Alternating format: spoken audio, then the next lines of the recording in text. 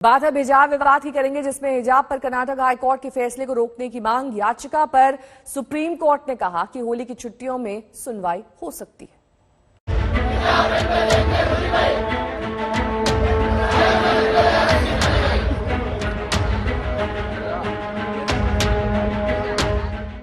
Karnataka high court ने जब हिजाब को लेकर साफ साफ कह दिया कि ये इस्लामिक आस्था में अनिवार्य धार्मिक प्रथा नहीं और कर्नाटक में सरकार का फैसला सही है, तो अब भी ये विवाद रुक नहीं रहा।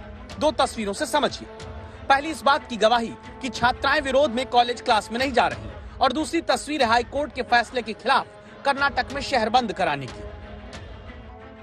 ये कर्नाटक में शिवमोगा की छात्राएं हैं जो हिजाब और बुर्के में ही कॉलेज के भीतर जाना चाहती हैं, लेकिन हाई कोर्ट की तरफ से सरकार के फैसले को सही ठहराने के बाद इन छात्राओं को हिजाब में भीतर जाने की इजाजत नहीं मिली। विरोध में कॉलेज का बहिष्कार कर देती हैं। कर्नाटक के विजयनगर की ये तस्वीर है, जहां पर दीवार पर लिखा है हिजाब ही इनका अधिकार है।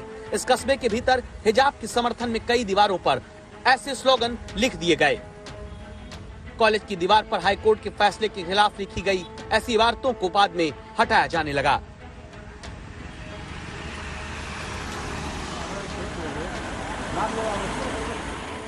अब उडुपी की तस्वीरें देखिए। ये छात्रा स्कूल में हिजाब और बुर्का पहनकर ही दाखिल होती है, इन्हें कोई नहीं रोकता।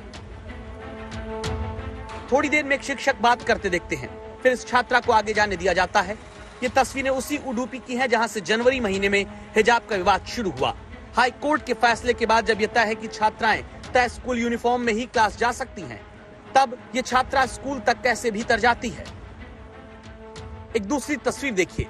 यहाँ भी उडुपी में कॉलेज के भीतर अन्य धर्म की छात्राओं के साथ मुस्लिम छात्रा हिजाब और बुर्के में आती है, भीतर चली जाती है।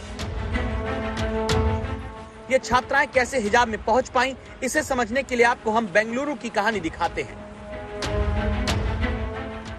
इस कॉलेज के बाहर बहुत सी छात्राएं हिजाब और बुर्के में ही जाती दिखती हैं।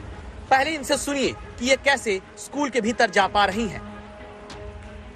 हमारे क्लास में ना तो ये दुपट्टा नहीं डालना, बस ऐसा डाल सकते हैं। बॉल पेन परमिशन दिया है जरे जना को, जिसको डिफिकल्ट होता है। जब ग्राउंड में आते हैं ना तो वरनी निकालना पड़ेगा सिर पे से।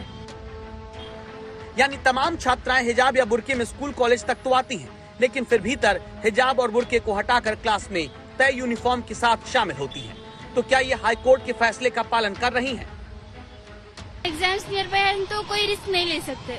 हाँ, एग्जाम लिखेंगे, बट जो बॉयकॉट करना चाहते हैं, अब उनके पेरेंट्स पता नहीं क्या कह रहे हैं, वो भी उनकी भी क्या मजबूरी है। हम लोग को उनको भी सपोर्ट करना चाहिए। हम फाइट नहीं कर सकते तो शायद हम लोग उनको हिम्मत दे सकते हैं। बट आप तो पालन करेंगे अभी वर्डिक्ट जो आया है। हाँ, अभी जो वर्डिक्ट आया तो उसको फॉलो करना पड़ेगा ना।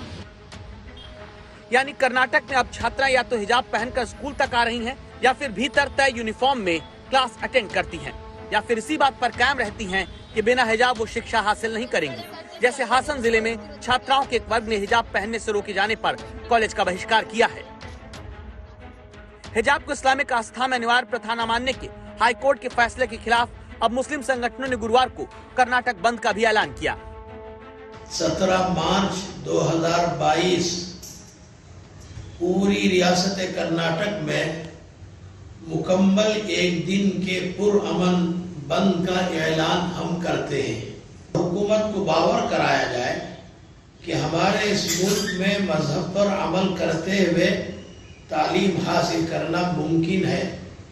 इंसाफ पसंद बिरादरान वतन से भी इसमें शामिल होने की हम गुजारिश करते हैं।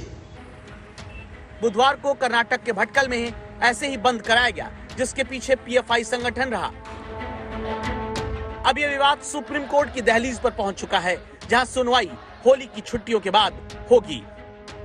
दिल्ली से संजय शर्मा के साथ नागार्जुन, बेंगलुरु आज तक।